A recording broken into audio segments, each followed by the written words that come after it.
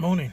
I'm in a car park in an office where I'm expecting a meeting start in about half an hour.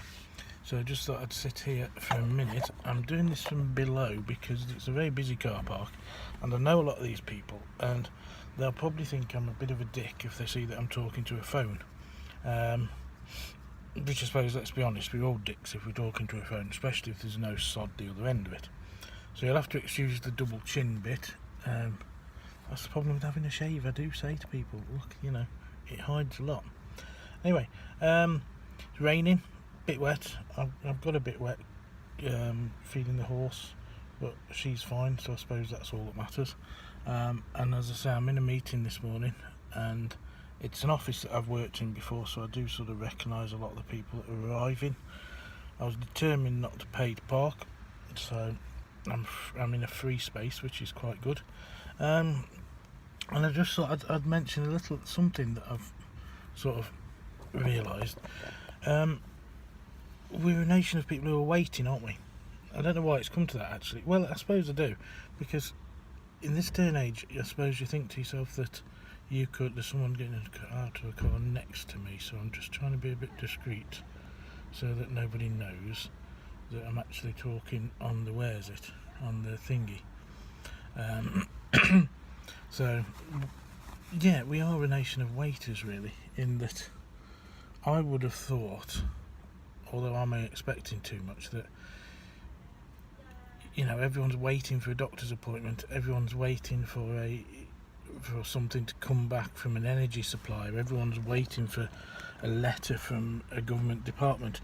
We just all seem to be waiting for something. And maybe, say for example, I would expect in this day and age for things to be a bit more instant.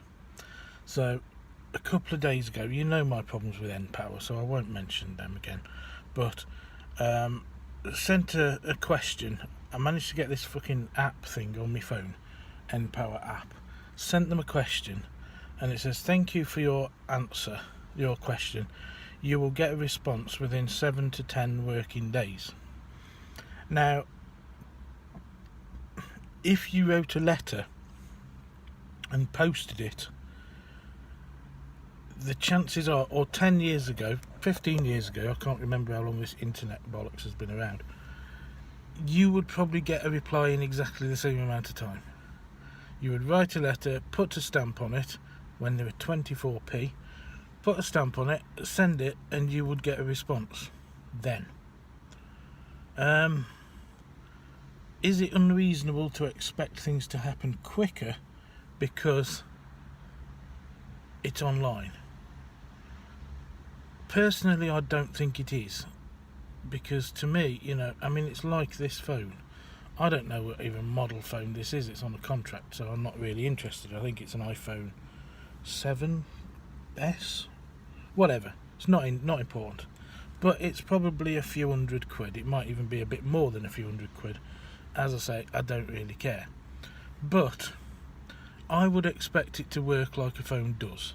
So when I ring someone up, which is rare because I don't really like phoning people, to be heard all this friggin' can't hear you, stand closer to the window, all this shit from modern technology, that's not really acceptable in my mind. When 40 years ago, when we had our first phone in the house in Leicester, I can still remember the phone number, 3434.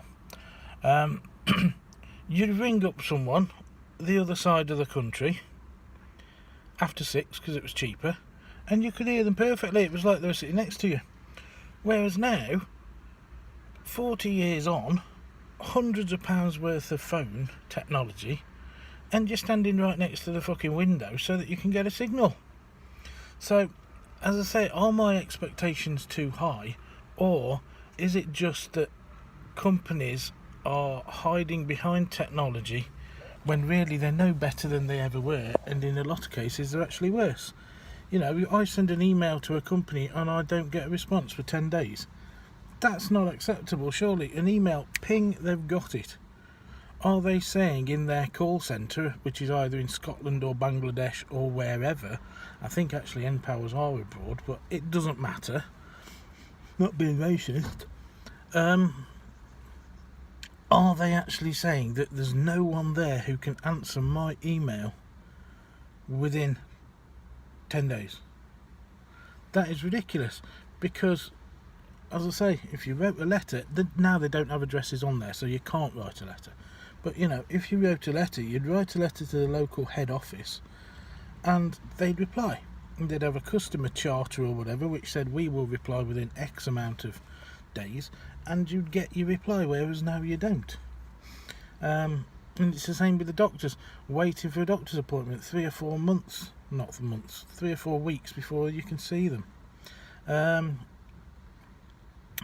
So, yeah, I think probably this has made us, technology has made us think that things are more efficient than they are, when really they're either exactly the same as they were, in that 7 to 10 days for a response to an email is the same as 7 to 10 days that it used to take for them to post something out to you.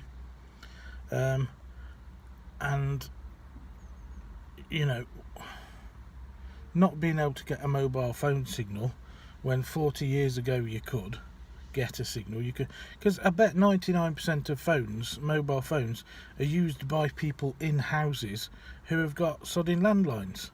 Mobile phones originally were designed for business people who were on the road all the time, weren't they? Not for young dickheads, you know, just walking around, and the ones that hold them to the side of their face like this when they're talking. What's all that about? What's all that about? That really does get on my tits. Hold it to your ear. You'll find that it works better, and not everyone will be listening to your conversation, and also not everyone will be laughing at you, not with you, at you. But there you go. Anyway, best go. People are starting going into the meeting. Have a lovely day. It's really raining now. See you soon. Bye.